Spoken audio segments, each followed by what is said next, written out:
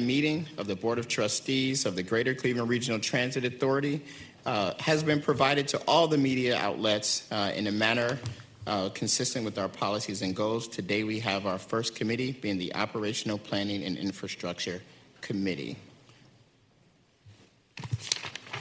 Which I'll gavel into order at 9:03. Can we get a roll call, please? Give me 1 second.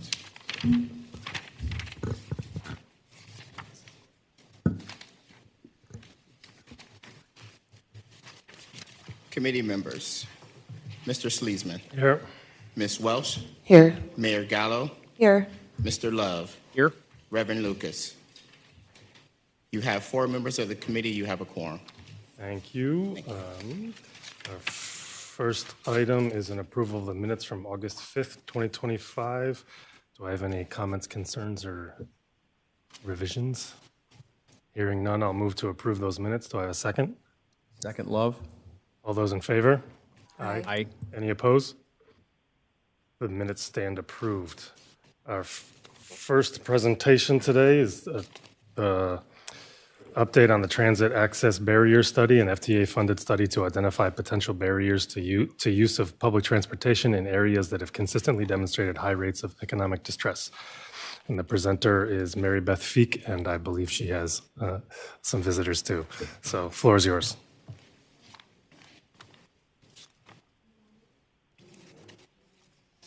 Mary Beth, can you hit the green button? Yeah. Good morning, Chairman Sleesman, members of the Operation Planning and Infrastructure Committee, President Kumar, members of the Board of Trustees.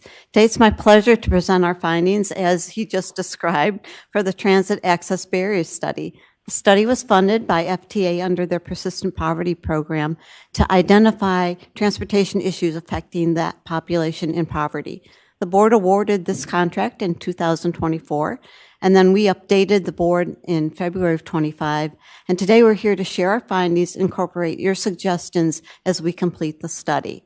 According to our 2023 on-board survey, 80% of our customers earn less than $50,000 a year. 34% earn less than $25,000 a year, and the county median is $60,000 a year. Obviously, we have some work to do. Our consultant team today is Amy Yost of HDR and Dr. Robert Fisher of Case Western's Reserve Center on Poverty, and we'll present our findings. We don't require any action. This is for your information and update, and also for us to hear what you have to say so we can incorporate those as we finalize the report. Again, Bridging Possibilities is how we branded this study, because for some reason people don't understand what Transit Access Barrier Study is. They don't know how to respond to that, and that it was funded by the Areas of Persistent Poverty. We really needed to brand it. So Bridging Possibilities is what we call it. Again, identifying those that are within our control, not building rail lines to Solon or to New York or to Chicago, but what we can do in the context of our services as they exist today. Our goals, we wanted to prepare a data-driven community action plan. We know that areas of our service area are persistently poor. They demonstrate those demographics. We want to know where they are exactly, who they are. Is it elderly? Is it young? Is it people with families? We want to create meaningful engagement for that population, which is sometimes difficult. They don't come to public meetings at 5 p.m. here in the main office. So we created a plan which we identified to you in February. And we want to provide a deeper understanding of how transit plays a role in their lives and how we can make them get where they need to go better and more efficiently. This is our project update. As you can see, we're at the end of it. We're looking at recommendations, and we want to complete the study by the end of this year. And now I'm going to turn it over to Dr. Rob Fisher, who's going to talk to you a little bit about what poverty looks like in Cuyahoga County, which is our service area. So, Doctor. Thank you, Ms. Feek, and good morning, everyone.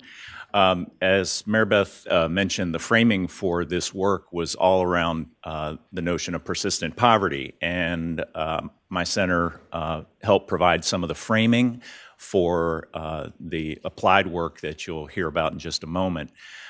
Just a big picture, how we approached this was to look at all census tracts in Cuyahoga County and developed a typology for their poverty status over three census periods going back to 2000, so over a 20-year period.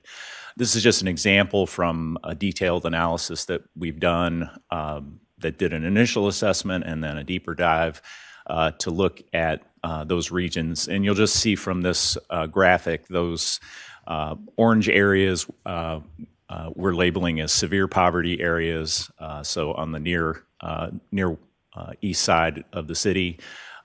Areas of persistent poverty, which are in the dark blue, and then you'll see some examples of areas of emerging poverty, so census tracts that were not considered poor in the early part of our observation period, but then moved into poverty, and then areas that improved, were in poverty, and exited that status. But this notion of persistent poverty is, from the federal funder, was defined as greater than 20% poverty in a geography over these 3 time periods. Using that standard, about 1/4 of census tracts in the county and over half of the tracts within the city of Cleveland meet that definition of persistent poverty. And in total, about 200,000 of our neighbors are living in these areas of persistent poverty within the county.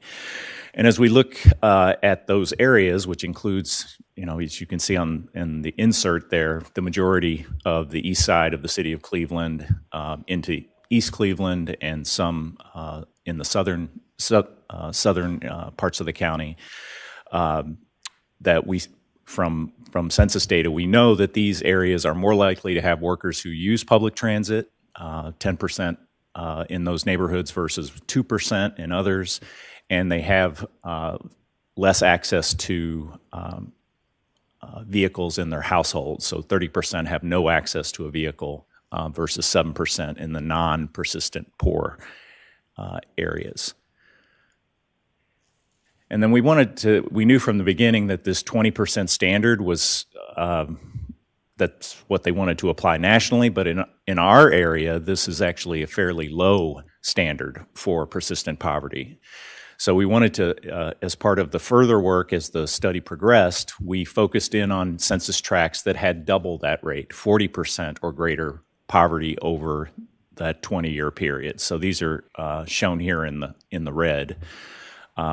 So these are what we might consider deep poverty, deep and persistent areas of poverty, and we know that provides a substantial burden to the residents that live there, both historical and continuing exposure to the effects of poverty, disinvestment of a variety of types, less access to resources. And looking at the residents of these areas of deep and persistent poverty, what we find is they are more than 2.5 times twice as likely to be Black or Hispanic households, 3 times more likely to be unemployed, twice as likely to receive some form of public cash assistance, and over 1.5 times more likely to have a disability. So these are just examples of the kind of burden that these households are facing. And in our full report, which will be made available, you'll see that we have overlaid these risk factors with community assets and thinking more deeply about how public transit is an avenue to providing access to incredibly valuable and needed public assets. And with that, I will turn it over to Amy Yost. Good morning. Thanks, Dr. Fisher. So a big part of this project, as Mary Beth stated, was to create new opportunities for meaningful engagement and to really approach the community in different ways to get a variety of different feedback. So throughout 2024 and 2025, we met with stakeholders throughout Cuyahoga County, and we really based those stakeholders based on existing partnerships that RTA has already formed. But we also were intentional of creating new partnerships and stakeholders within these communities that directly serve their residents. Through our stakeholder engagement, we were able to develop focus groups, which was a small group, about 13 to 30 individuals within these neighborhoods coming together, whether it be an afternoon, an evening, over a meal, and really provide discussion over transportation access. So not necessarily RTA access issues, but transportation in general, their community, where they struggle, whether it be work, food, transportation, and really humanize this data. We also worked this summer with our stakeholders and met with over 60 people through different neighborhood and stakeholder canvassing. So going to those stakeholder events, talking with residents as they pick up, whether it be food distributions or other types of necessities. We also met customers at bus stops. So we really canvassed different areas of the transit system to really connect with actual riders and hear their impacts and their stories. We also presented at the November CMHA Progressive Action Council, and then we met with the CAC back in November and July to present our progress and our feedback, and then also receive feedback from them as well. So with our engagement, as I said, we really canvassed the neighborhood, and we really developed these personas to really humanize the data and take this information to really develop recommendations from these barriers or identified opportunities that we heard about throughout this project. And they really focused around some of these 5 key target areas, which was transfers. Transfers is a big topic within these neighborhoods. They rely on RTA to get to where they need to go. Sometimes it takes 2 different buses, 3 different buses, a transfer from the train to the bus, et cetera. Safety and cleanliness, how they perceive RTA, their safety perception to their physical safety, and then also different specific route and shelter stop concerns. This was more prevalent in our summer engagement when we were at bus stops, where we actually heard specific route concerns and shelter concerns, which was great because then we were able to do more immediate feedback and immediate solutions right then and there, having that one-on-one interaction with customers. And then also follow through from RTA. We have forms of engagement that RTA delivers to customers, but customers really want that follow through and have RTA hear back from them based on their questions and concerns. So those are kind of the main points from the engagement that we learned. And they really helped us develop our recommendations. So our recommendations came from various different forms of research and different peer reviews from both the American Public Transit Association, the TRB, the Transportation Research Board, and also a variety of different transit agencies throughout the country. These are just a snippet of some of the ones that we pulled from, but I will say, RTA is not alone in some of these concerns and these issues that you're facing. SEPTA, MTA, PRT, all of them also kind of struggle with how to connect with the community, how to ensure better transit access, and how to improve possibilities for others. Based on that, we identified various opportunities. So through all of our engagement, we heard about over 30 different barriers that really were concerns for the public.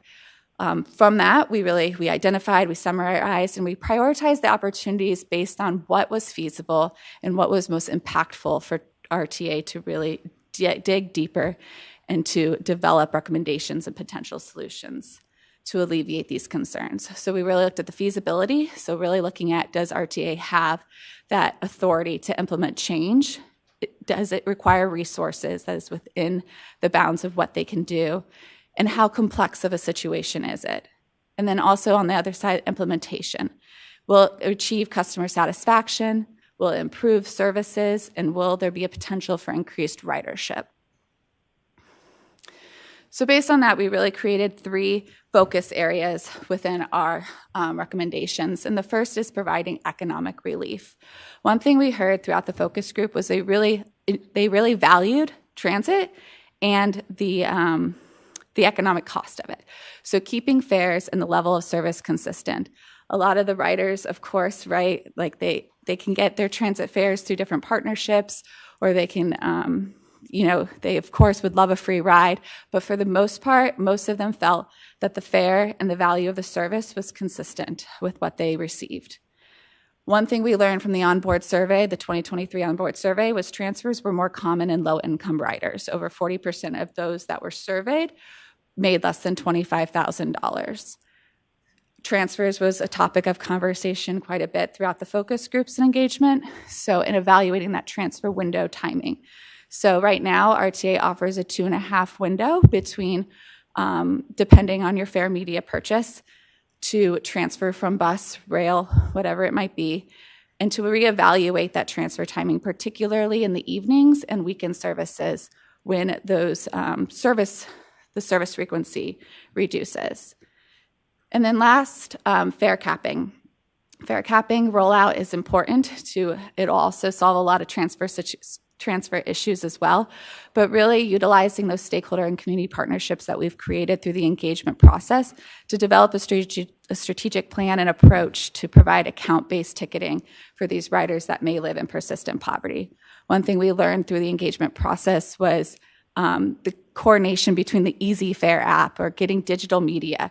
A lot of questions and concerns. It was also great to teach them during this process, that service. So really making sure that's front and center during the fare capping rollout in the future. The next focus area was community investment and beautification. Stakeholders and residents want RTA in their neighborhoods, and they want RTA to invest and beautify their transit stops.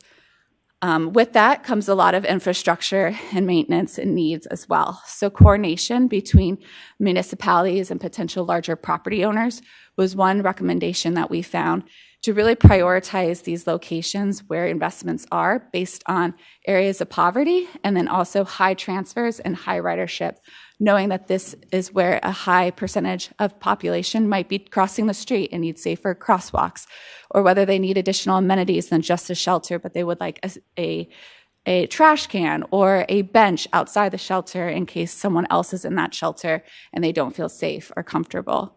And then also expanding the shelter cleaning process with facility maintenance input.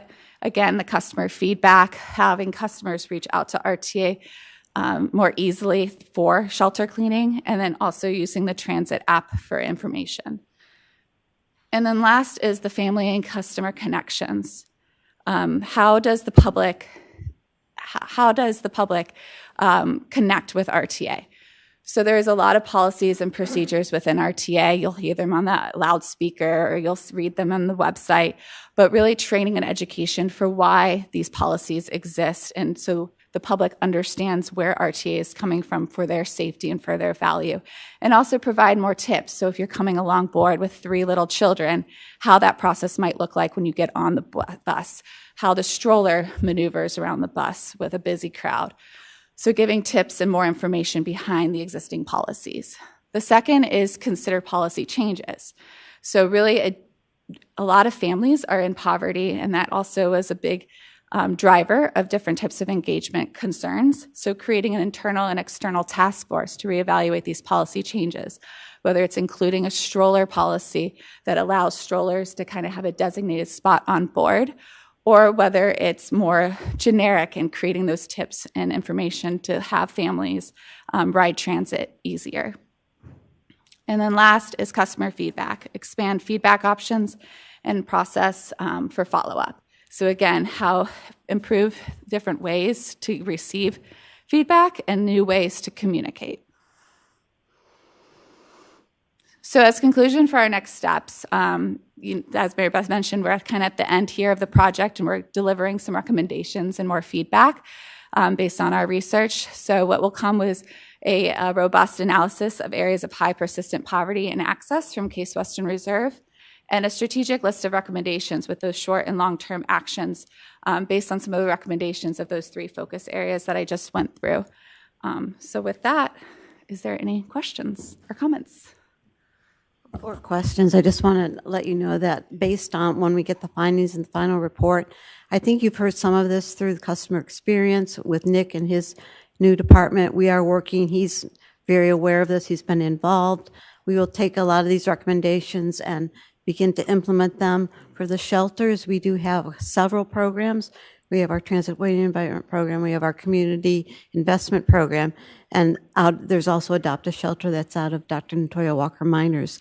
And you'll see us putting those together as part of this recommendation. So we do have action plans that we will implement and bring the whole authority together to help make this possible and to really move the needle on some of the recommendations that we've been hearing.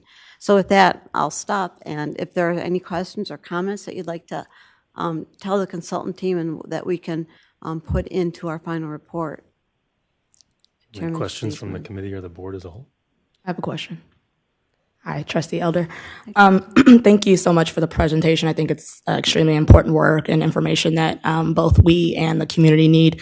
I think I heard a number of times throughout the presentation about, training and tips, particularly for our, for our persistent impoverished areas and such. And I'm just curious, and maybe this is in the more robust report rather than this presentation here, but I'm wondering what that looks like because, having worked with these communities in the past, it's really hard to ask someone who is, we talked about 40% impoverished, making less than $25,000 a year, and then we're asking them, to come out and do training or of some sort. So I'm just wondering if you have an idea of what that might look like, maybe, that training or maybe those tips are, images or something that's already existing on the bus or, if you could shed some light on that. Yeah, sure.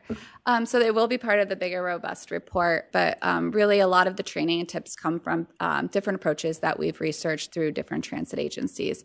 So when I say training and tips, not necessarily just for the public, but also the public and RTA. So some things that we found was maybe some miscommunication between what the transfer policy is that the operators might hear about versus the customers. So really clear messaging along the tips, some of them as well.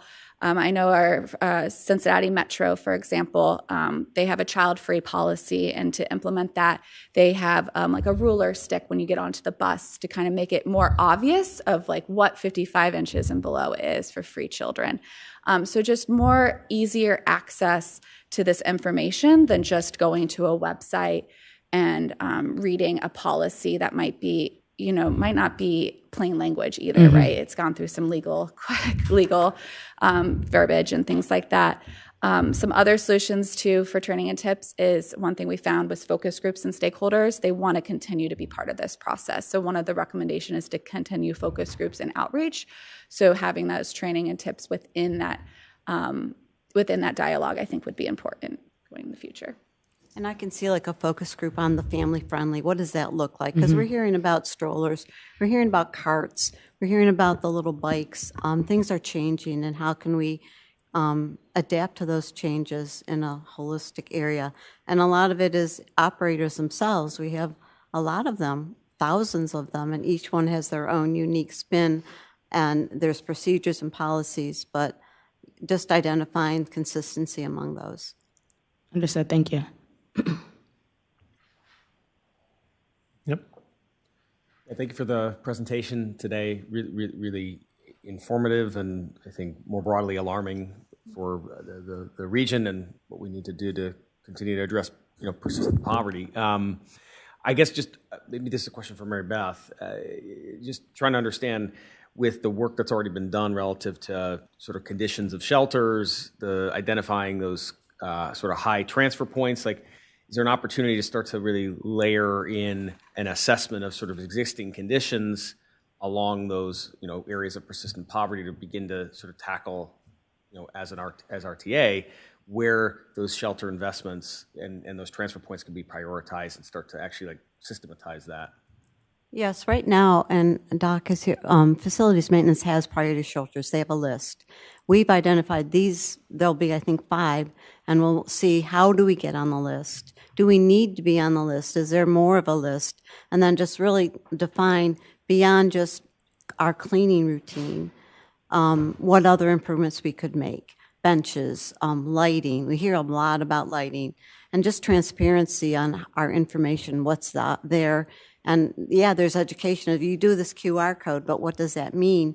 And how does that, if they put in a complaint, does it come back to them? So yes, we're going to rally all our troops and all of our resources to create better environments for waiting. 80% of our folks are on buses.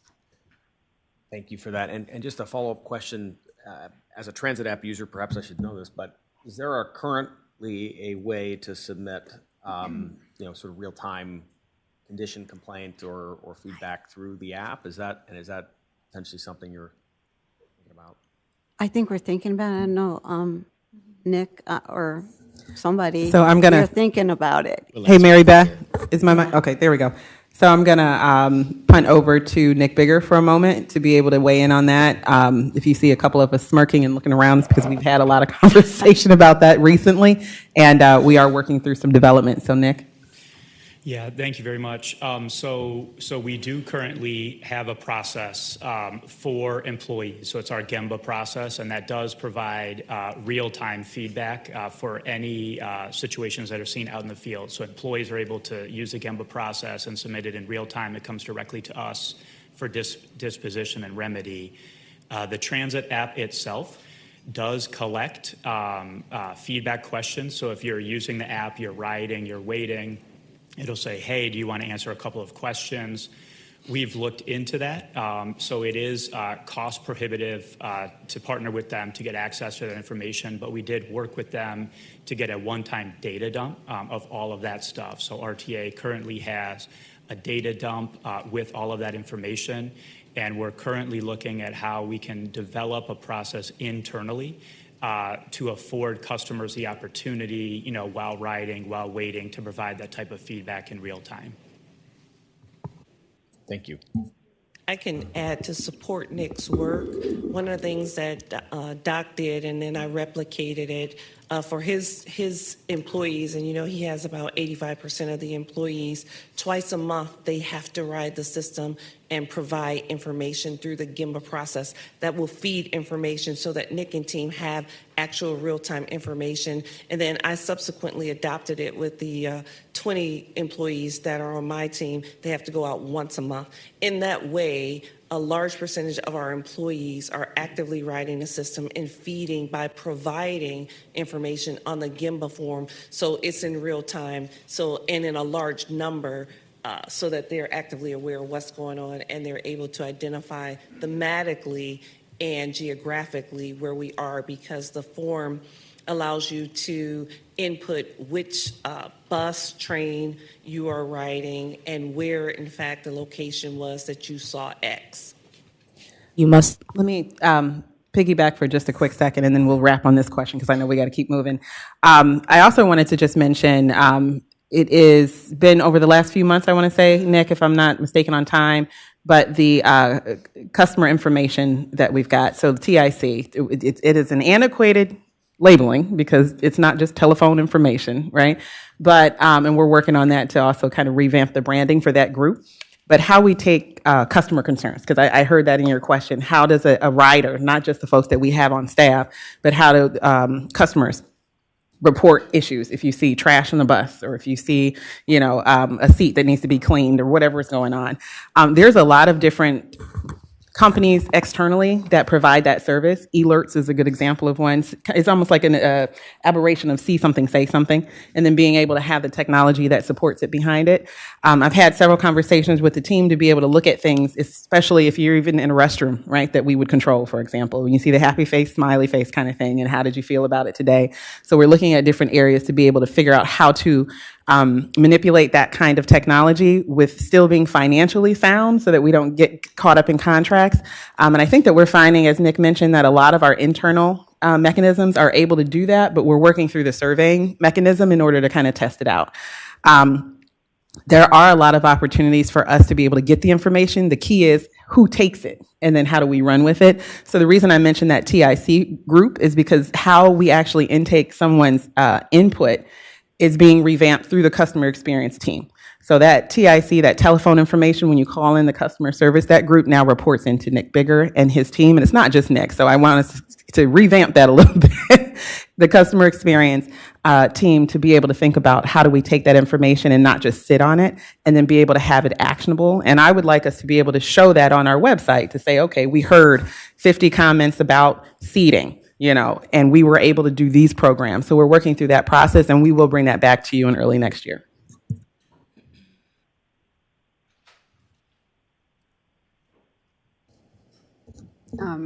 I had a comment and a few questions. I just wanted to say thank you for coming back to us and keeping us involved in the process. Really important work. I'll reinforce this whole conversation about customer experience reflects, I think, what my observations were, which is we're working on a lot of these things already. So it's nice to hear this presentation and then double click on the populations that need it most. And that's where I find this really useful. One of my questions is just about timing and release. So what are you thinking for the timing of the report? And then will there be some type of public sharing or event? Because I think there's a lot in here that people would be interested in. We should complete the report by the end of the year and then move forward into implementation next year. We've already started the ball rolling with Nick and with Dr. Natoya Minor and with Doc's team on maintenance. And then we have our own programming. So next year we'll start really rolling out things that address some of the issues that we found here. But by the end of the year, hopefully in December, you'll get the full link to the full report. And of course, it will be a 25-page, it's got executive summary, 350 pages of report, and then of course, 5,000 pages of appendix. That's a joke. Did you just? internally. Yeah, I was. That's a joke internally. So any ways we can help elevate or promote so more people find out about the report and it's not just on a website somewhere. As we roll it out, I think press releases and links, and then we really did create a great coalition of stakeholders, and I can see us bringing those folks to get together to help us implement it and prioritize and also publicize that this report is out and we're working on it. I would like to see strategic steps that we can tell people first. First, we have to get the report and create those steps. Very good timing with our strategic planning that's coming up in the first half of the year, so it will be reflected in that effort as well. And if I may, I just have one more question for Dr. Fisher. I'm not going to let you off the hook this easy. Okay. Sorry. That's all right. I love that you guys went back to 2000. And I'm just wondering, as we consider strategic planning or as we look to the future, anything that you saw in those trends that we should be aware of and thinking about in terms of changes of where populations are, need for transportation to work, anything like that? Yeah, absolutely. I mean, the typology that we developed, I think, does it signal to us that we're seeing some neighborhoods moving into poverty in particular that we hadn't seen previously. So those might be of particular interest. And, the broader takeaway from the recommendations is these are good things for all residents. These are things all of us would want from public transit, but anything that's implemented in these neighborhoods of persistent poverty have an outsized influence on the ability of households that have the most disconnection to get connected and to their benefit. So, I think these kinds of investments, you might say, oh, well, these don't look too influential, but I think collectively they could have a major impact on households' ability to use public transit to improve their well-being. So the full report will be much deeper. Are there any other questions? I did have one question. Could I hear more about the issue of transfers when it comes to timing and routes? You mentioned that transfers happen more often. And was it with these customers or in these areas than they do for more affluent riders? Could I just hear more on that topic and why you think that might be? And also why, not just in terms of our 2.5-hour window, but the issue of transferring and why it is a particular problem for these riders. Transfers exist within every network and every system. And I know recently, RTA did a system redesign, which really the goal was to cut back on transfers and to really implement one-seat rides so the transfers would exist less, which it was successful in doing that. But when you are transit dependent, you might have to take more than one bus to get to your destination. So based on our research and our data and just general transit information, typically riders that are low income are more transit dependent. So the data from the 2023 onboard showed that 40% of the transfers that were captured were riders that made less than $25,000. So when we went out to focus groups and to bus stops within these areas of persistent poverty, we really noticed a match between what the data was showing and the customers were also hearing. In terms of the actual transfers themselves, because that population is more prevalent to use transfers, I think the information behind the transfer policy is kind of where there could be greater improvement.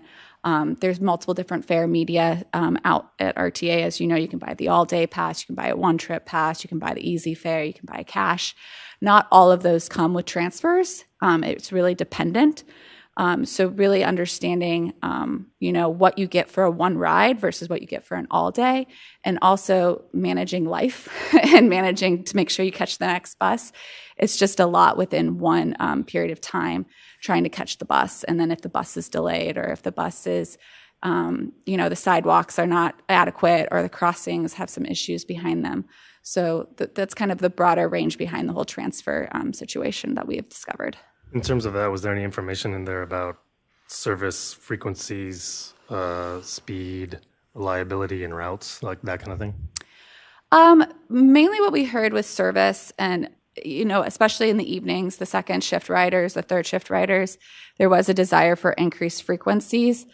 For the most part, though, for the engagement portion, riders were generally happy with where their transit services went, the times of day they went, and where they go. Where we heard it again was in the evening and the weekend services to be more frequent, and then also some regional connections with more employment opportunities coming out in the Macedonia area, for example, or Lorraine, Elyria border. Solon's always a big one. Kind of getting more streamlined connections to those locations that RTA is aware of. Thanks. Mm-hmm.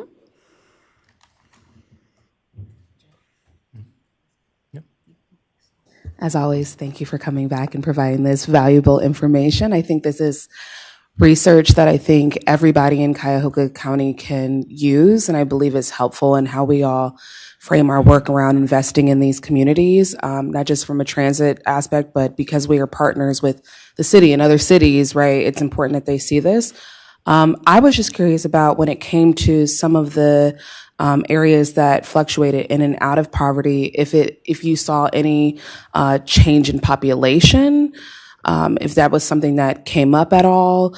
And also, I guess the framing of that question is really around, when I was looking at places like MTA, and there was a couple of people in there that are like New York, right? There's a larger population of people compared to some of the spaces that we have. And so in certain areas, there's not the same amount of people. And so I'm just wondering if you juxtaposed it, if you saw some differences in poverty because of the population, if you compared to those other spaces. I'm just curious about that. I don't know if that makes any sense, but I'm trying to people talk about frequency and it's kind of like, well, there's not as many people in certain areas than it is in maybe downtown Cleveland, right? So I'm just wondering about density of population, if you see the changes, things like that. I think there's two parts to Yes, there is. Okay, yes. to that answer. And the first part is definitely on the census tracts that we saw slide into poverty. It was much more so due to low-income households moving into those areas. Interesting. So an increase in population. Yes. But reflecting poverty moving out from city center more so. I think figuring out about the investment, that's where the ridership data are so crucial, and looking at how many users we have at different stops, and then overlaying that with the poverty status in the background. And that's how we landed on the kind of the top list of stops that could be invested in. Thank you. I'm glad that made sense. Thank you. This might be, if I may, this might be an interesting segue into the TOD conversation that we're continually starting to have when it comes into housing and development and proximity to public transit as a means of economic ability. And so when you say moving into and kind of morphing into a different economic, labeling, I would imagine that transportation has a severe impact on whether or not that family, for example, is able to lift themselves out of it at some point as well, and what part we play in the whole idea of helping families get to the next step. And so I would also suggest it's no happenstance that this is coming out of the planning division that also has a very severe connection to the real estate area as well in TOD, and that is something that we're working on strategically to be able to goal set with the assistance of whomever gets the procurement. But that will also be laying the foundation for looking at this data, being able to take a planner-esque, manner of it, and then being able to lay our goal setting for TOD with this in mind, especially if we're having shifting of the neighborhoods, to be able to say that this area needs a little bit more help than perhaps it did 10 years ago. So that might be also helpful.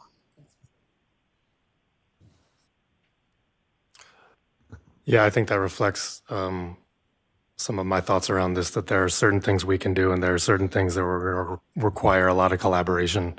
As I hear the jobs in Macedonia and the Avon border, the job sprawl is wildly hard to serve no matter what this agency does.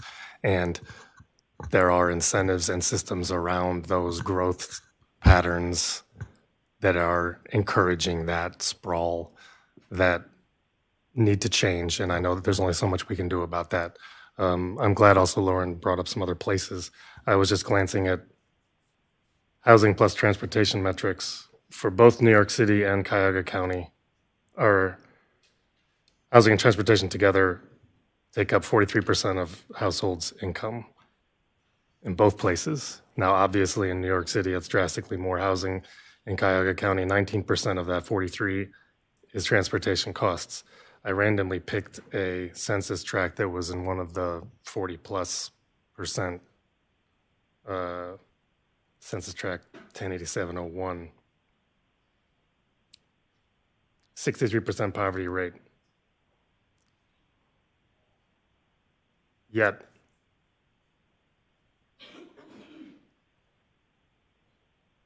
only 35%, which is still very high, by the way, 35% of the households in that census tract don't have a vehicle. That means, somewhere in the 30% or so of people that are in poverty have a vehicle. The average cost of a vehicle is $12,000 a year. Even if you're having that, it's $6,000. Median income in the census tract is $20,800. I think that's a rational decision for the people that own a vehicle in that census tract, because I think that's how people make decisions. And the system that's been created in this region has led them to be spending a heck of a lot of money on a car when it's this is immediately adjacent to downtown Cleveland, by the way. Yet, this is how we've done things. And by the way, I'm not going to chide you personally, Amy, but the issue of dependent and choice riders, that's a whole lot of people who are in poverty, who have chosen to have a vehicle in their car, or in their household, even though their income is that low. And I think the transfer issue has a very strong reason there. It takes them too long to get where they want to go, so they buy a vehicle, even if it's a very, very high cost to them. And like I said, there's only so much that we can do when it comes to service and fares, rates, routes, frequencies, but there's a lot of collaboration that has to happen, and I'd love to see a little bit more pressure placed on our partners in this region, and I for one volunteer to do my part with that. But I thank you very much for the presentation and for the work. Dr. Fisher, you're a real asset here. And Amy, you've been in these walls and now on the outside as well. I appreciate the presentation and the work, and I look forward to the full report. So thank you very much. Thank you. All right. Next, we actually have some items that we have to vote on. So with that, we have on-call construction inspection services, a competitive negotiated procurement to hire 2 contractors to provide construction inspection services to supplement internal engineering staff for 24 months.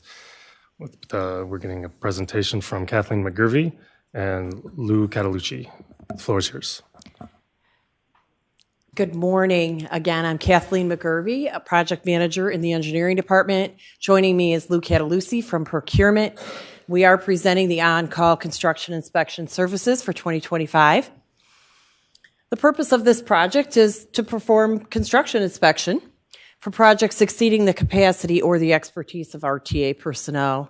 And for this procurement, we are going to issue 2 contracts to 2 separate consultants. And the total task orders for each contract will not exceed $400,000 over a 24-month period. And this will serve both bus and rail projects. And here's a list of some of the potential projects that we may use this for. We have reconstruction of the Shaker Square and Shaker Junction crossings, reconstruction of red line platforms at West Park, Cedar University, and West Boulevard. And then we have an ongoing project at East 79th Street station on the light rail and red line platform extensions in service of the new rail car project. And now Lou will present the procurement aspect. Good morning. I am Lou Catalucci. I'm the contract administrator for this procurement. This request for proposal was issued June 15th, 2025. It is accessed on our website by 31 interested parties. That includes consultants, subconsultants, as well as others. 4 firms submitted a proposal and 4 firms were interviewed. This was a Brooks Act procurement. So the proposals were evaluated by a panel of RTA staff. The panel members were from Engineering and Project Development, Office of Management and Budget, Safety, and Procurement. Our evaluation criteria is project manager, the assigned staff, past performance, project approach, location of majority of work, and DBE participation. Our first most technically qualified vendor is Quality Control Inspection, Inc. of Garfield Heights, Ohio. There's a 10% DBE goal for this project, and they will meet it by utilizing SOMAT Engineering of Ohio, Inc. and Resource International, Inc. Their experience, Quality Control Inspection, Inc. has successfully completed projects for GCRTA, ODOT, Cuyahoga County, and the Ohio Turnpike and Infrastructure Commission, among others. They have experienced and qualified staff familiar with GCRTA, and they have a clear and acceptable project approach. Our second most technically qualified vendor is Hill International, Inc. of Cleveland, Ohio. They are going to meet the 10% DBE goal by utilizing SOMAT Engineering of Ohio, Inc. Hill's experience, they have completed projects for GCRTA, ODOT, the Cuyahoga County Department of Public Works, and the City of Cleveland, among others. They also are experienced and qualified staff familiar with GCRTA, and they have a clear, acceptable project approach. Staff requests that the Operational Planning and Infrastructure Committee recommend awards to Quality Control Inspection, Inc. an amount not to exceed $400,000, and to Hill International, Inc., an amount not to exceed $400,000 for on-call construction inspection services 2025. The contracts are not to exceed a total of $800,000 for a period of 24 months. We would be happy to take any questions you may have. Any questions from the committee or the board as a whole? Hearing none, I'll move to bring this to the full board. Do I have a second? Second, Welch. All those in favor? Aye. Aye. Any opposed? This passes and will go to the full board. And we will continue as is with the next item, which is on-call rail engineering services, a competitive negotiated procurement to hire a qualified engineering firm to provide rail engineering services to supplement internal engineering staff for 24 months. And we'll hear from Kathleen and Lou again. Okay, thank you. Once again, we are presenting the on-call rail engineering services for 2025. And again, the purpose of this project is to perform rail engineering and design and technical support for projects exceeding the capacity or the expertise of RTA personnel. The work will be done by task order assignment, and the task orders will not exceed $800,000 over a 24-month period. And the types of projects we'll be working on will be track structure, overhead catenary system, signal system elements, track and infrastructure inspections, communication systems, including analog, digital, radio, or wireless, and electrical power substations. And again, here's a list of the types of projects that we may do. Catenary projects for wire tension, stagger, and height, preparation of track rehab projects, track infrastructure modifications at Central Rail, track infrastructure modifications for the new rail cars. And now Lou will present the procurement part. Good morning again, Lou Catalucci. I am the contract administrator for this project. This request for a proposal was issued June 29th, 2025, accessed on our GC RTA website by 28 interested parties, primary consultants, subconsultants, and others. One firm submitted a proposal. One firm was interviewed. As a Brooks Act procurement, the submitted proposals were evaluated by a team of RTA staff. The panel members included engineering and project development, rail, power and way, the track department, the Office of Management and Budget, safety, and procurement. Our evaluation criteria was project manager, assigned staff, past performance, project approach, location of majority of work, and DBE participation. Our most technically qualified vendor is Michael Baker International, Inc. of Cleveland, Ohio. They had a 9% DBE goal assigned, and it will be met by utilizing Denise's Flagging and Construction Services, Inc., GGL Consulting Engineers, and National Engineering and Architectural Services, Inc. Michael Baker's experience, they have successfully completed projects for GCRTA, LA Metro, ODOT, and the Dallas Area Rapid Transit Authority. Among others, they are experienced and qualified staff familiar with GCRTA, and they have a clear and acceptable project approach. The staff requests that the Operational Planning and Infrastructure Committee recommend award to Michael Baker International, Inc. for consulting services for the On-Call Rail Engineering Services 2025 project. This contract is not to exceed $800,000 for the period of 24 months. We would be happy to address any questions you may have. Do you have any questions from the committee or the board as a whole? I just have the one question. As I tend to do when there's only one response to these things, ask if we have any idea why there was only one. So I'm going to actually jump in for a second. We discussed this during our dry run. Great question. Minds think alike. Sean, if you want to pop in from a procurement standpoint, and then Mike from a market standpoint. Yeah, historically, this procurement, due to the specific technical nature of the services offered, only typically gets 2 proposals at best. So typically with these services, there's not a lot of local presence that can offer these services. So although we follow our process, we post it to our website for 30 days. We did get plenty of hits, but again, due to the local presence of these offerings, we only received 1 proposal. We are very familiar with this vendor and they've performed very favorably in the past. So we're very comfortable with this recommendation. And Mike, if you just want to quickly, I think that pretty much surmised it, but just as far as the multiple contracts that we have out right now, and as far as the market and what's available to be able to kind of be qualified vendors might be helpful as well. Sure. I mean, I'll concur with everything that Sean said. This is a contract where there's only a couple firms with a Cuyahoga County presence that actually have people in Cuyahoga County that are available to us. There's a lot of national firms that might do this in other markets, but their local offices don't have that expertise. I think with the other contracts you see even on today's agenda, firms are picking projects that are in their area of expertise.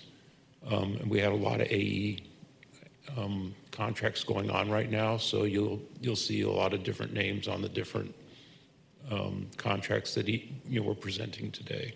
So I think they went after the projects that they were probably felt they were more competitive and more in their wheelhouse. And then this is Sean again. We ask the same question when we only get one bidder or proposal. So our contract administrators reach out and do a survey of the potential proposers or bidders that downloaded the solicitation. And we did get a few responses prior to even submittals that some people would not be proposing. So we do ask those questions to see if there's something that we're doing or not doing to promote competition. Great, thanks. Unless there are any other questions, I'll move to bring this to the board. Do I have a second? Second, Love. All those in favor? Aye. Any opposed?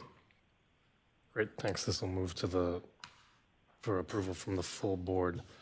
Next up is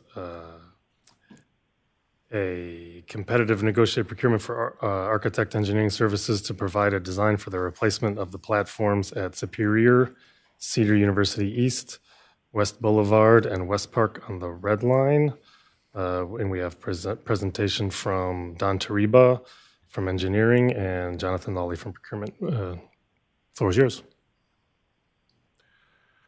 Good morning, Chairman Sleesman, committee members, and members of the board. My name is Donald Tariba. I'm the engineering project manager for facilities here at RTA, and I will be presenting, along with Jonathan Lawley, on the engineering services for the design of the Red Line platforms at Superior, Cedar University East, West Boulevard, and West Park. 25 Red Line station platforms are going to require modifications. Once we got the dimensions on the new rail cars, they're approximately 15 inches narrower than the existing Red Line fleet. So that's going to require 7 3/4 inch extension to the platforms to be able to meet the ADA threshold. In engineering, we went out and visited all the Red Line stations and kind of did a review of the platform conditions. And we determined that these 4 included in this contract were in deteriorated state, and it would be very hard to try to build a platform extension off the existing platform. You'll see some pictures later in the presentation. The remaining 21 Red Line station platforms are under a separate design contract that's nearly completed. I think this... You're saying that these are not available for the new cars, so we need new ones all the way through.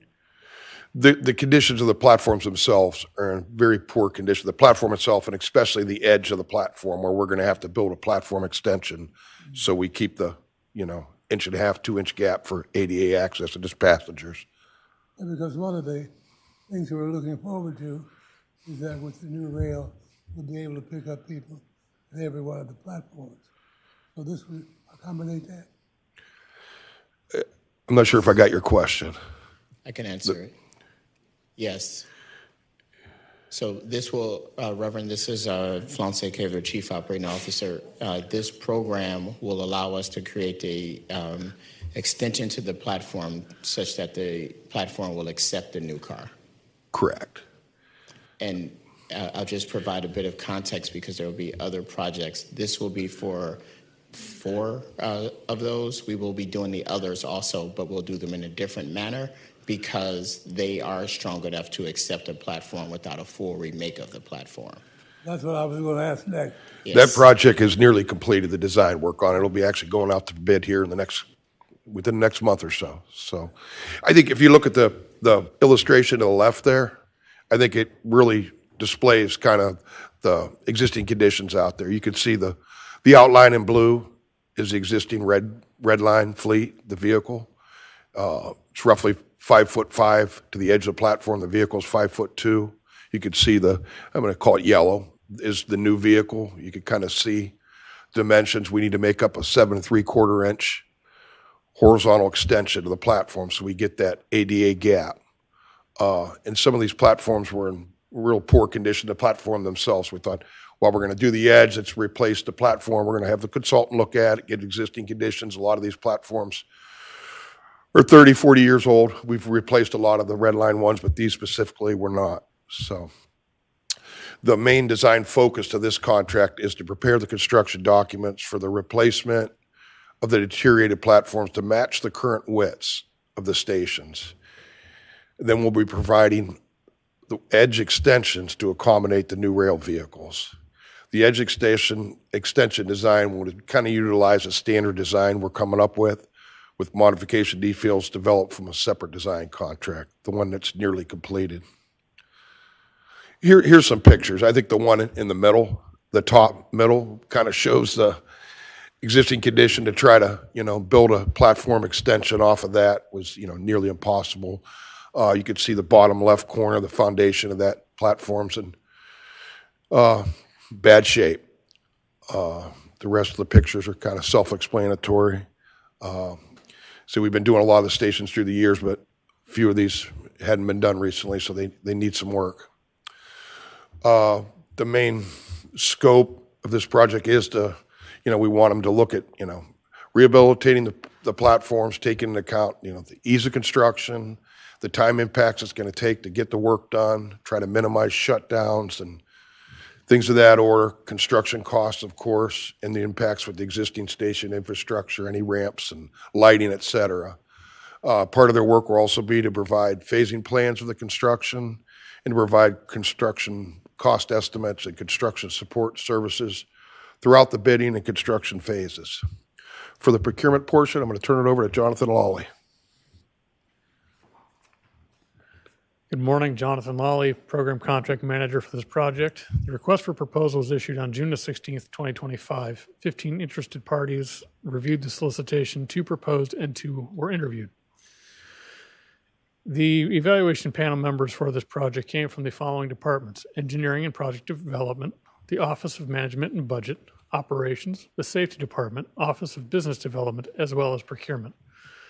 The evaluation criteria for this project are derived out of the Brooks Act, and they are as follows: the project manager, the assigned staff, past performance, project approach, location of majority work, as well as DB participation. Osborne Engineering was deemed the most technically qualified contractor for this project. They will be using Summit Engineering, G&T Associates Incorporated, Denise's flagging to meet the 8% DBE goal assigned to this project. Osborne Engineering has successfully completed projects for the GCRTA, Summit County Engineer, City of Middleburg Heights, the University of Toledo, ODOT, among others. Osborne Engineering is a multidisciplinary firm. They have extensive industry knowledge, and they provide quality deliverables. The staff is requesting this committee recommend award to Osborne Engineering for this project in an amount not to exceed $746,188.98. Questions? Any questions from the board? Thank you for the overview. I think this is just maybe a question for the broader process and looking ahead at the next contract review. Was there rationale to sort of separate out the 4 platform replacements from the subsequent we're going to be speaking to, which is the light rail modification? Was that a sort of a rationale that these are 2 very distinct scopes of work, therefore they're 2 distinct contracts? Just want to Correct. understand Yes. that. Yeah. Okay. I don't know if Mike wants to explain a little more. Yeah, this is Mike Shipper. Trustee Love.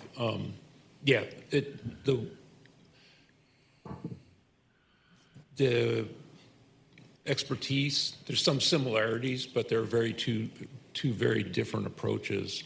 You know, this one actually is a project we created that's out, even though it's tied to the railcar program, it's funded outside of the railcar program. It's funded out of our regular CIP because upgrading the platforms is something that we would have in our capital improvement plan anyway. The timing is different because the red line timing for the new cars is different than the timing on the light rail. So there's different time frames to perform this one and the one that's coming up next. The one that was critical, as Don mentioned, was the 21 that are already under design and will be going out to construction for bids next month. And hopefully that contract will be coming to the board close to the end of the year, because that one's the most crucial in terms of timing. Originally, this was going to be 3 platforms from our inspection, but we found that the 4th one was one that we could not overcome.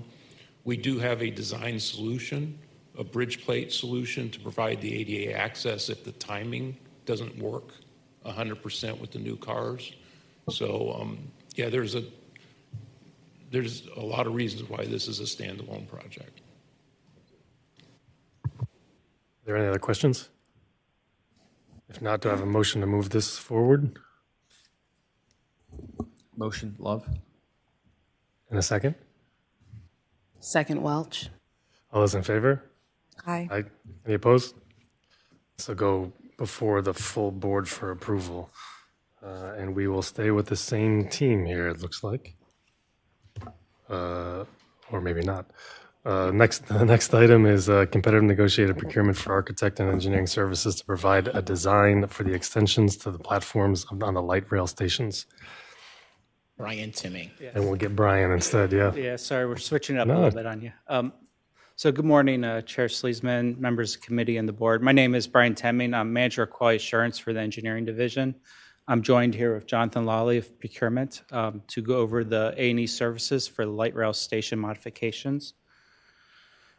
So just a little bit of overview. This is very similar to what we're doing on the red line. The platforms are a little bit too wide or too far apart for the gap for the new Siemens vehicles. For the light rail vehicles, there's about 8-inch difference. So with this project, we're focusing in on the 14 existing ADA compliant light rail stations, and we're going to design modifications to both the low and the mini-high platforms in order to get the proper interface. This is a map showing the locations. They're highlighted in red. So they will be the waterfront line stations, Tower City Track 10 East. We'll look at the 3 trunk line stations, Buckeye Woodhill, East 116th, and Shaker Square. We have 3 green line stations, Lee Shaker, Warrensville Shaker, and also Green Road. And then 2 blue line stations, the Lee Van Aken Station and the Farnsley Station. Again, what we're doing as part of this project, we're focusing in on the existing ADA compliant light rail stations. This is kind of the diagrams you saw before, just more focused in on the light rail. What we'll need to do is at the low level platforms where you're stepping off the train at about a 4-inch extension. At the mini highs or the high level platforms, it'll be about 10.25-inch extension required. So as part of this project, just anticipate scope, we're going to evaluate the stations, do repairs to platform edge as we need in order to install a HDPE board at the low level to fill in that 4-inch gap. For the mini highs, we're looking at 8 of the platforms or stations. We're going to just add an extension to. At 6 locations, primarily on the waterfront line and at Green Road, we're actually going to replace the mini high platforms. Just from evaluation, they're in a more deteriorated state and warrant replacement. They were also built in the early 90s, so there's been a lot of modifications to ADA codes since then, so we can bring them up to a more current standard. You know what might be helpful? Mm-hmm. There's a list of the platforms that need major modification. Those who don't know, don't.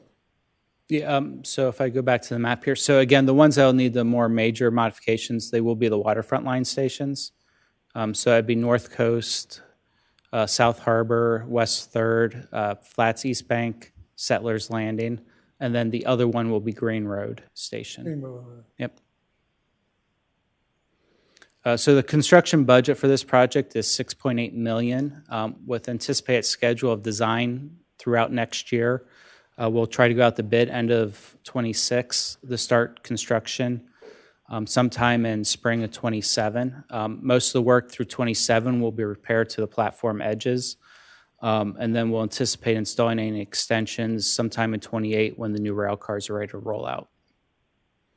With that, I will turn it over to Jonathan Lawley to go through the procurement portion. The request for proposal for this project was issued on June the 23rd, 2025. 19 interested parties reviewed the solicitation. 2 firms proposed, 2 firms were interviewed. The evaluation panel members came from the following departments: Engineering and Project Development, Office of Management and Budget, Operations, Safety, Office of Business Development, as well as Procurement. In accordance with the Brooks Act, the evaluation criteria are we looked at the project manager, the assigned staff, the past performance, project approach, location, majority work, and DB participation. The most technically qualified firm for this project was R.E. Warner. They will be using Lawhon and Associates Incorporated to meet the 10% DB goal assigned to this project. R.E. Warner has successfully completed projects for the GCRTA, Southwest Ohio Regional Transit Authority, Capital Metropolitan Transportation Authority, Cuyahoga Community College, and the City of Cincinnati, among others. R.E. Warner is a multidisciplinary firm with knowledgeable personnel who have strong understanding of the project objectives. Staff requests this committee recommend award to R.E. Warner for this project in an amount not to exceed $586,608. Questions? Any questions from the board? I heard you mention rollout is still looking at 28, when in 20? I believe it's sometime in July of 28 is when they'll have capacity to run the light rail with the new rail vehicles. That's almost 3 years away, right? Yes. Correct. Yeah, well, I'll try to live that long.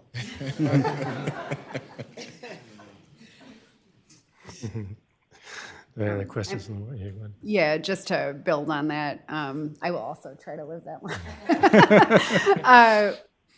How does it, just remind us how it coincides with the new rail cars, and also related to the last presentation, how we're thinking about the sequencing of these projects with the arrival of the new cars. Thanks. Yeah, I mean, do you want me to answer that, Mike, or do you want to? Yeah, so the sequencing is the first set of fleet, I believe we're looking to roll out on 27th of July on the heavy line, heavy rail. So that's why the main focus has been on that 21 station that Don was discussing earlier that we're planning on to try to get out the bid sometime in the next month. So that way that work or repair work, because there is still, even though the extensions can be accepted on the platform, there is still a lot of repair work that needs to happen, prep work ahead of time. So that work will happen through the 2026 year. So that way everything's ready to go in 27. The intent is to get any of the prep work done, have everything fabricated, sitting on site. So really during this kind of transition period, it's really just a bolt in place and go. Try to minimize any downtime. So at the same time, while that's going on, then we want to transition to the 27 period, focusing more on the repairs to the light rail. And then that way, everything, all these extensions, again, will be prefabricated, ready to go. So come 28, when the cars are ready, we can kind of minimize that transition period. So we can shut down, get everything mounted in place, and then start operations. Any other questions? If not, I'll move that this. Oh, there is. What do we got? If not, I'll move to bring this to the full board for approval. Do I have a second? Second, Love. All those in favor? Aye. Aye. Any opposed? This will pass the committee. Like right, Family thank Feud. This will move to the full board for approval. Thank you very much for the presentations. That was our final item for this committee, so. Mr. Sleesman? Oh, no, sorry, we have one more. Warrensville, You're Van right. Aiken. A competitive procurement for the reconstruction of track power, OCS, and signal systems to support the overall station reconstruction project for the Warrensville Van Aiken station, with the presentations from Matt Marotta and Jonathan Lawley again.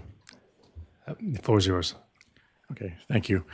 Good morning, Chair Sleesman, members of the committee, and members of the board.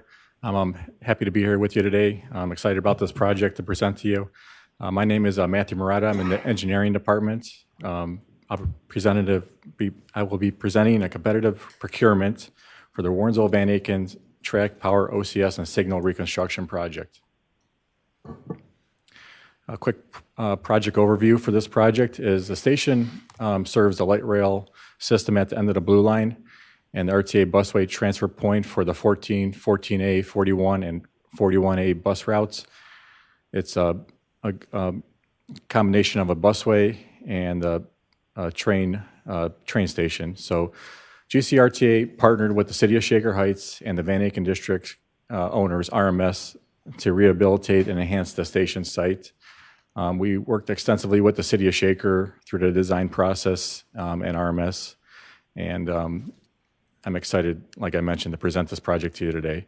So the purpose of this project is to create a strong connection for the RTA train station busway, the commercial district and neighborhood and surrounding area, and also to create a strong architectural pleasant space and to uplift and inspire the community. Also, that's important to this project is to provide a quality service for RTA customers and update the ADA accessibility and security throughout the site. The project team consisted of RTA staff primarily. Key project consultants on this project was WSP. They provided the track, train track system realignment engineering in coordination with RTA. Mott McDonald provided the signal engineering for the project. KS Associates provided the site survey for the project, and K&J Safety and Security Consulting Services will provide the safety and security certification throughout the construction of this project, and also it was provided during the design phase also. As I mentioned, the design was coordinated with the City of Shaker Heights and RMS extensively. Within this project, in the surrounding area is the Van Aiken District, and that is kind of set up as a transit-oriented development. There has been a lot of leverage and development and investment in this area in the recent years. So phase one was a mixed-use development. It was $100 million, completed in 2019, roughly 100,000 square feet of new office and commercial space, 65,000 square feet of new office space, and 103 new apartments. Phase two was completed this past year, which was the Ray Apartment Towers, adjacent to the phase one Van Aiken District. It's a multi-million-dollar project. Substantial completion was end of 2024, and that's roughly 226 new apartments. Phase three is catty-corner to RTA site. It's up for future office building development, approximately maybe 100,000 square feet of proposed office space, and the cost and schedule is unknown. Working closely with the City of Shaker, along with the same thought of the transit-oriented development, the Van Aiken District Public Realm Project, the city undertook the project to incorporate GCRTA's station project site, streetscape and plaza site improvements around the station to unify the development. This was a $1.5 million project based on Transportation Alternative Program TAP funds from NOACA, and the construction completion substantially complete was this past 2024. There's some minor punch list items and things that the city's finishing up on site currently, but the project looks great overall, making way for RTA's project on site here to fit in with the district. Within the plaza, the streetscape, the city's project, they created a public art space. Part of this process was our committee of residents, art professionals, city staff, and RTA created a signature artwork to help activate and beautify the space around the RTA station site. The artwork serves as a shade structure for the new plaza. This is a look at the existing condition aerial shot of the site. Outlined in orange is the City of Shaker's Public Realm project that was, as I mentioned, completed, nearly substantially complete this past year. And then you can see the Van Aken district to the north, and then the Ray apartment towers to the far north left of this drawing. Also, you could see that the existing site for RTA's site here, which is the RTA maintenance yard and the eastbound, westbound yard tracks and the existing platform. So this project that RTA is undertaking is kind of like one of the last pieces of the pie to kind of bring this project into fruition and fit into the development and really enhance the area and for our RTA's riderships in the community. You could also see the orange rectangle where the new Tuttle Road is. That's RTA's old cover station and substation that was demolished in order to make way for phase one of the Van Aken District project. RTA has recently completed the RTA substation, which is the green rectangle that's shown on there. So project overview and scope overview. Phase one is currently under construction on site. That's under a separate RTA contract. This past summer, we demolished a portion of the existing station and making way for the new RTA cover station. RTA is ready to break ground, start foundation work any day now.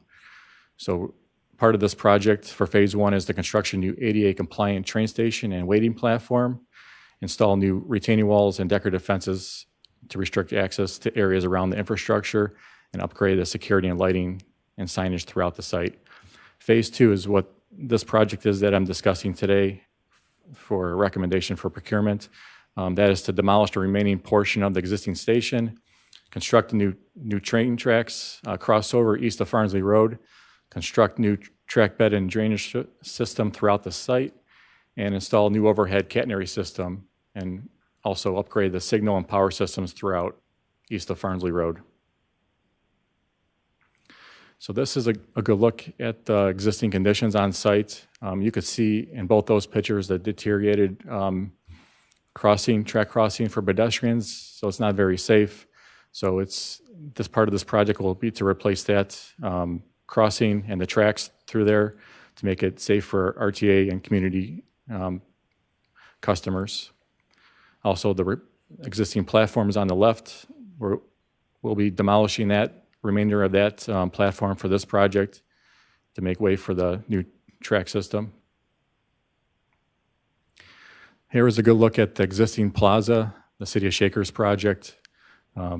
As I mentioned, the City of Shaker, RTA, and RMS work extensively together in coordination with the phasing of this work to really fit the design together with RTA's project, the Van Aken District, and the city's project.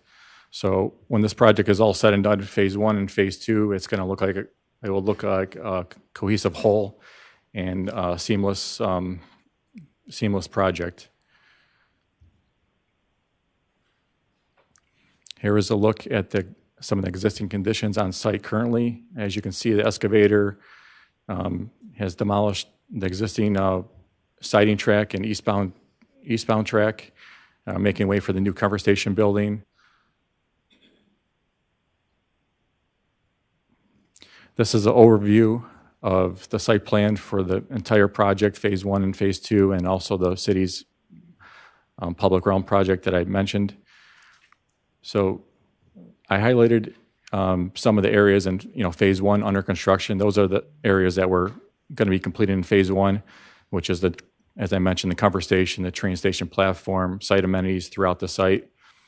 Phase two, which is this contract, is purely just installing the train tracks, the catenary system, and signal systems throughout the site after we have all those other important items installed. So it works well with the construction phasing of both projects and timing. There's a quick aerial view of the busway looking north towards the Van Aken district. You can see the cover station there. There's the main entrance to the train station platform off of Tuttle Road, and you can see the cover station there. There's a look down the busway, the west entrance to the train station. You could also see some of the signaling that would be part of this contract implemented into the project. Proposed project schedule. Phase 1, as I mentioned, is currently under construction. Anticipated completion in 2026. This contract, notice to proceed, anticipated November 2025. One key thing to this project is the delivery of the long lead time materials. This includes special track work and electrical signal equipment. So after we review shop drawings that the contractor provides, it's anticipated that the lead time on those materials is 16 months approximately. So it gives the contractor the chance to get all the materials and everything ready for the mobilize on site. And then it kind of lines up with the existing phase 1 completion. So we anticipate 8 months of construction for the phase 2 here. Part of this project, the existing train station, it has to be closed during construction since we have to remove the remainder of the train tracks and infrastructure on site east of Farnsley Road. So buses will replace train service during this construction period at this station. The busway will remain operational during construction. Substantial completion is planned for December of 2027 and final completion March 2028. I'll now turn it over to Mr. Lawley. All right, the invitation for bid for this project was issued on July 21st, 2025. 22 interested parties, including subcontractors, reviewed the solicitation. 2 firms submitted a bid. The lowest responsive and responsible bidder for this project was Railworks Track Services, LLC. They'll be using Cook Paving and Construction Incorporated to meet the 7% DBE participation goal assigned to this project. Railworks Track Services, LLC has successfully completed projects for GCRTA, the Chicago Transit Authority, Amtrak, Joliet, Bulk and Barge, and CSX, among others. Staff is requesting this committee award this contract to Railworks Track Services, LLC, in a contract amount not to exceed $11,185,852. Any questions? Any questions from the board?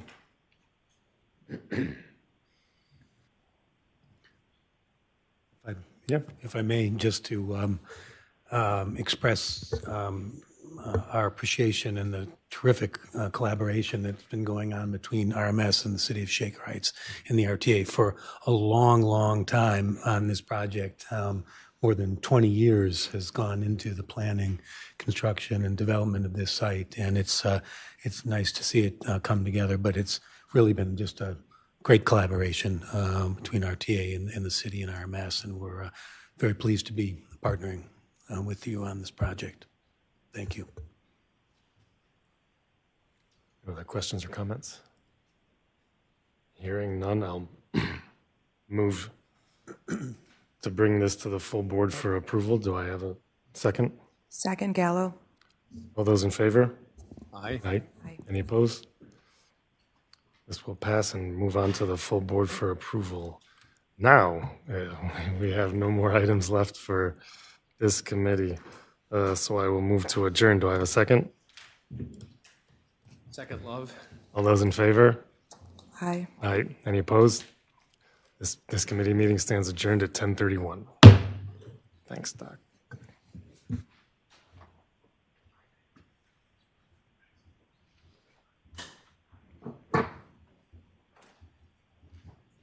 While we're transitioning, just wanted to point out and just reiterate a thanks to the engineering group. This is, we came in front of you probably about a year-ish ago and hired about 7 or 8 new engineers. Well, this is the reason why.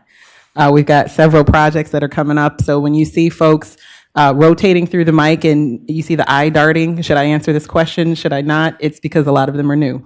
And so we appreciate the stewardship of Mike and Joe and others and the team to be able to get them through the process. So congratulations to forward movement on a lot of long-time projects. Okay. All right. We're just going to keep on rolling. So I'd like to call the Organizational Services and Performance Monitoring Committee to order. And we're going to start with the roll call, I believe. Ms. Pachetti. Here. Ms. Welsh. Here. Mayor Gallo. Here. Ms. McPherson. Mr. Sleesman. Here. Ms. Pachetti, you have all 5 members of your committee present. You have a quorum.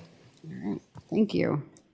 All right. So we have the minutes from August 19th, 2025 in front of you for approval. Do I have any questions or comments on those minutes? A motion to approve. So moved, Sleesman. Second. Second, McPherson. All in favor? Aye. Any opposed? All right. The minutes are approved for August 29th or August 19th. Thank you. All right. So we'll move on. We have 2 items on the agenda today for consideration to move to the full board. The first is a web hosting solution. So I'm going to invite 2 speakers to the podium. We have Jonathan, is it Ciesla or yes, Ciesla, and Rosalind Robinson. Please go ahead. Thank you.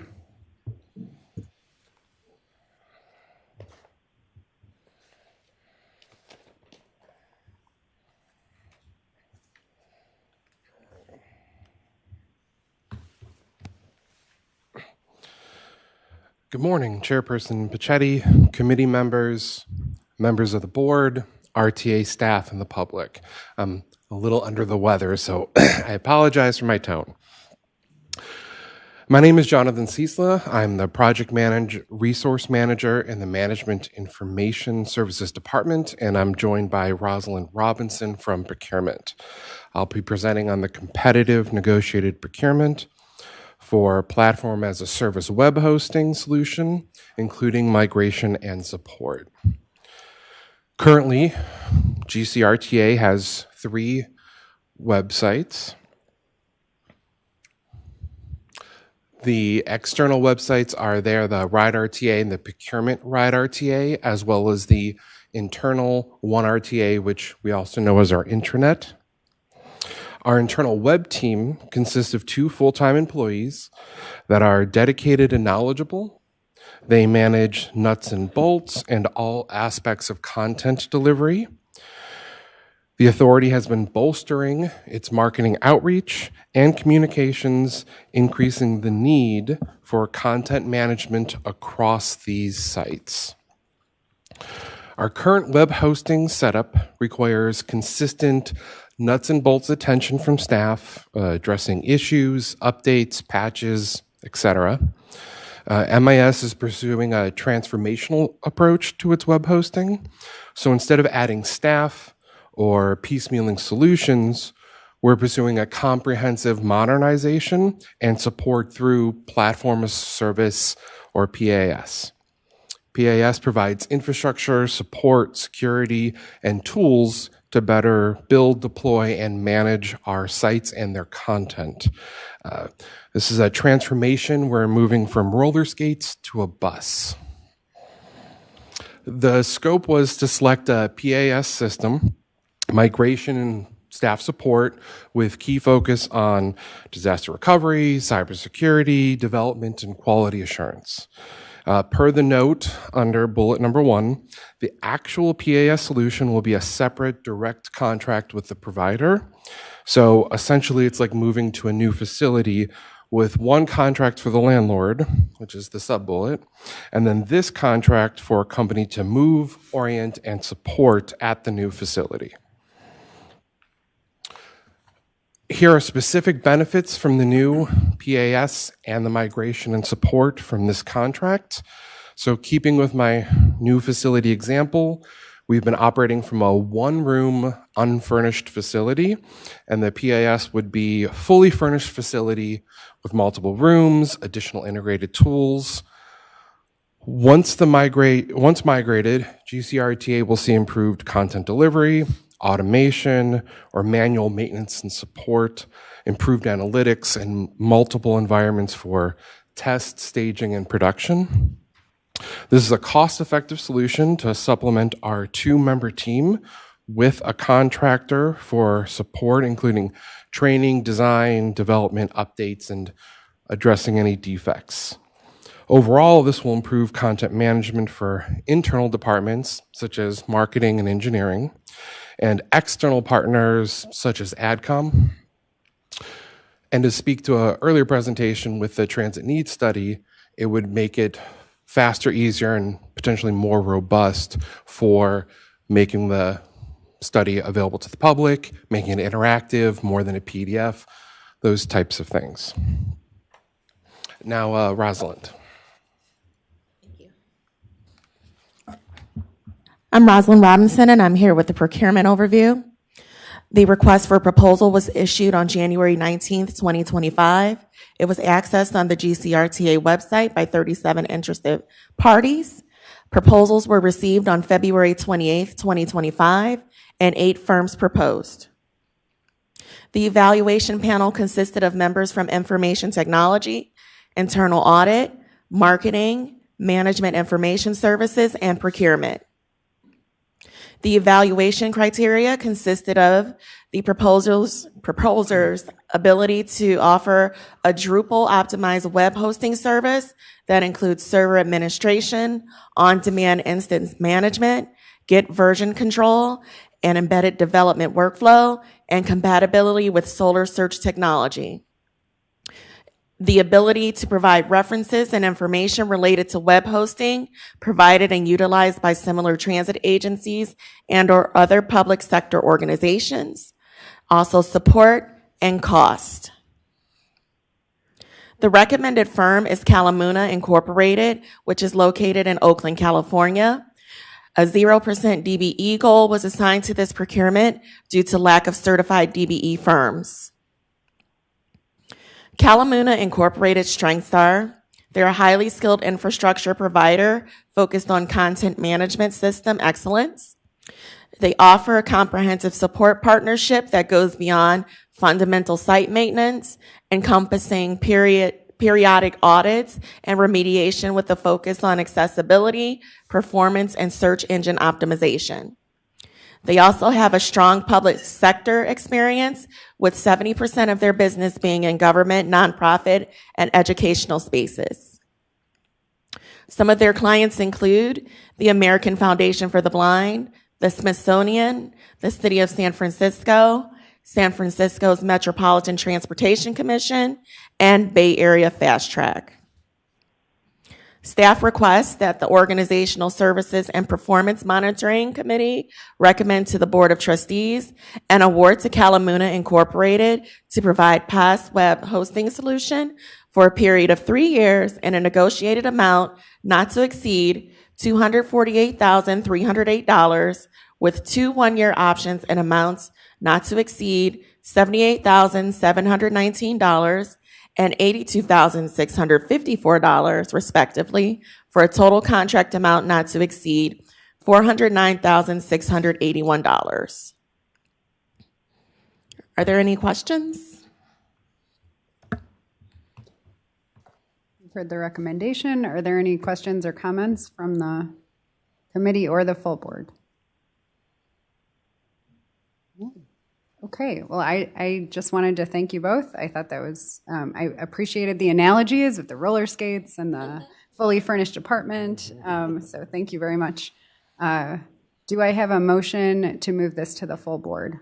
So moved, Sleesman. And do I have a second? Second, Gallo. Okay, so the motion is approved. Thank you very much. And this moves to the full board. We're going to move to our second and final presentation for Enterprise License Agreement, a competitive procurement for Microsoft Enterprise Licensing through the State of Ohio Cooperative Purchasing Program. And our presenters are Chris Orlando and again, Rosalind Robinson. Thank you very much. Go ahead. Good morning, Chair Pachetti and members of the committee and the board. My name is Chris Orlando. I am the manager of IT infrastructure here. And I'm here to give you a little history and background on our Microsoft Enterprise License Agreement. I'm joined by Rosalind Robinson, who will give a procurement overview. First, a little history. Like many government agencies, the GCRTA used email and directory and file storage or file sharing services from Novell for a very long time. But in 2019, a strategic decision was made to standardize on the Microsoft platform. In 2020, we added or expanded our enterprise agreement to include Office 365 subscription, and we completed a migration from Novell GroupWise to Microsoft Outlook. Since that time, we've adopted Microsoft M365 cloud applications. We've added collaboration technology, and we've upgraded our on-premise applications and operating systems to the latest possible version, including our most recent upgrade to Windows 11 Enterprise. A little bit of background, Microsoft Enterprise agreements are 3-year terms. The latest agreement entered into was in 2022, at which time we consolidated our 2 previous agreements. The agreement includes the M365 suite of applications, formerly Office 365, Microsoft Office, Microsoft Outlook, Microsoft Teams, and OneDrive, SharePoint, server applications, and Windows operating systems for both desktops and servers, as well as various cybersecurity tools. So this procurement allows us to continue the use of the M365 applications upon which we rely, utilize enhanced security features and functionality like data loss prevention, advanced email scanning, and user identity protection in the cloud. Along with that, we've increased the quantity of licenses to accommodate employee turnover and add licenses for new products. It also allows us to take advantage of new software updates as they're released and maintain access to the Microsoft technical support. Section 30643H4 of the Ohio Revised Code provides political subdivisions within the state of Ohio the opportunity to participate in contracts executed by the state of Ohio Department of Administrative Services. Microsoft Enterprise licenses will be purchased from Dell Marketing LP through the State of Ohio Department of Administrative Services Cooperative Purchasing Program under State Contract Number CSP 029109. The license cost breakdown per year is, for year one, $1,174,444.25. That includes volume licensing additions totaling $59,344.20. Years 2 and 3 are the same at $1,115,100.05. And there's also a contingency of $20,000 per year, totaling $60,000.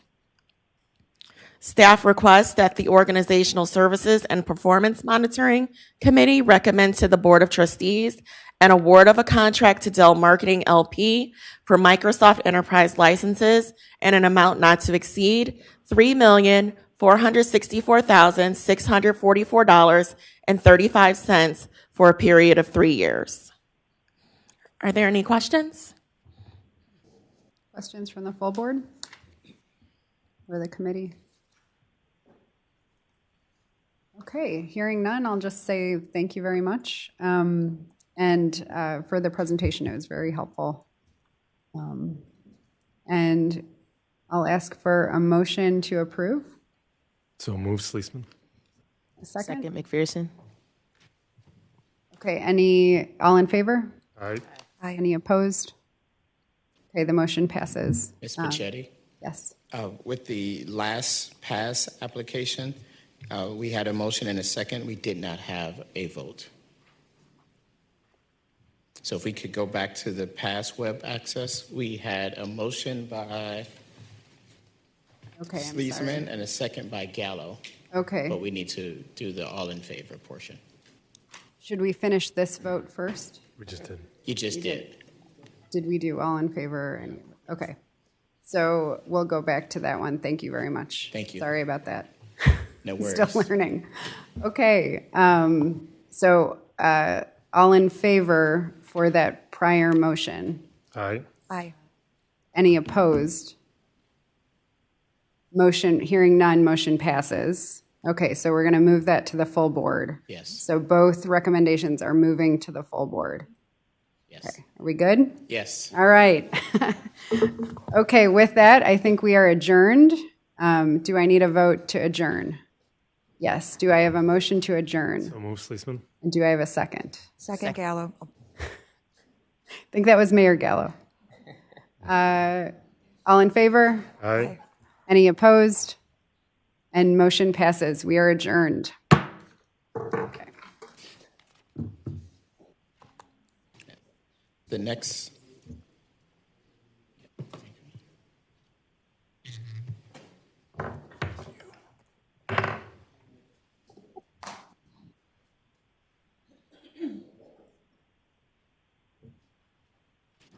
The next committee is the Ad Hoc Compensation Committee.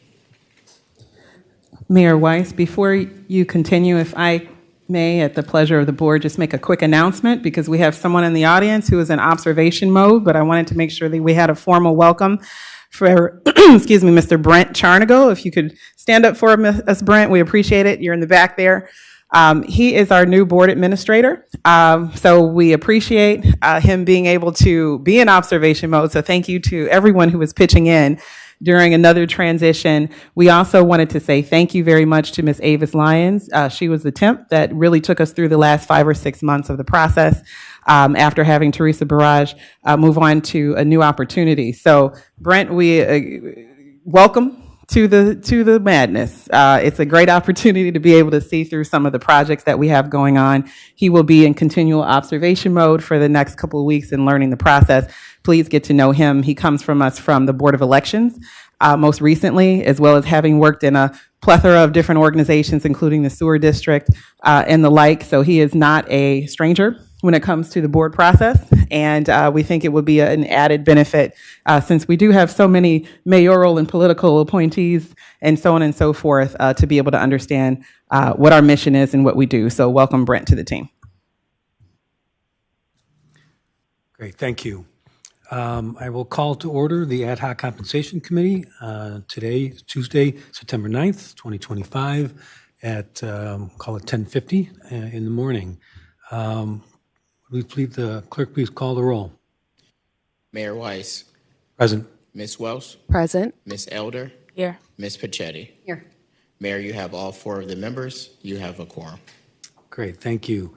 First item is approval of the minutes from June 10th, 2025. Are there any corrections or revisions? If not, I'll make a motion to approve. Is there a second? Second, Pachetti. I'll let the We'll give it to clerk settle that one. All those in favor, say by saying aye. Aye. Any opposed? Any abstain? Okay, that the minutes are approved. The next item is a proposal to go into executive session to review evaluation processes and associated document timelines for staff evaluations. Is there a motion to go into executive session? Motion Welch. Moved. Is there a second? Second Elder. And moved and seconded. All those in favor? Oh, no, I guess we have to go. Roll The call. roll, please. Mayor Weiss. Yes. Ms. Welsh. Yes. Ms. Elder. Yes. Ms. Pachetti. Yes. We have 4 yeas. The motion passes. Great, thank you. I'm assuming we'll go into the caucus room? Yes, the plan is to be in the caucus room since we have a smaller group, and the members of the committee as well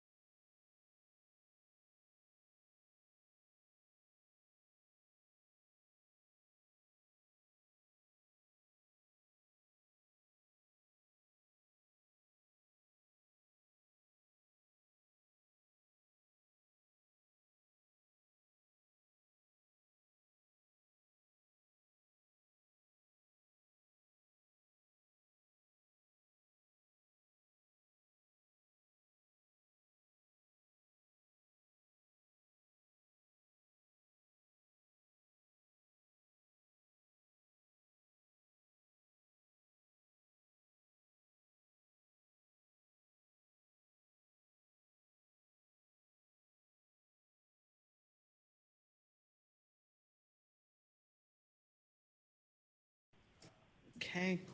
Roll call. Mayor Weiss. Ms. Welch. Ms. Elder. Ms. Pachetti. Yes.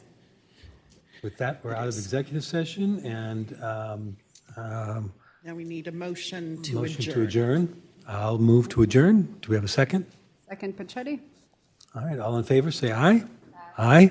Any opposed? All right, we stand adjourned. Okay. Thank you all.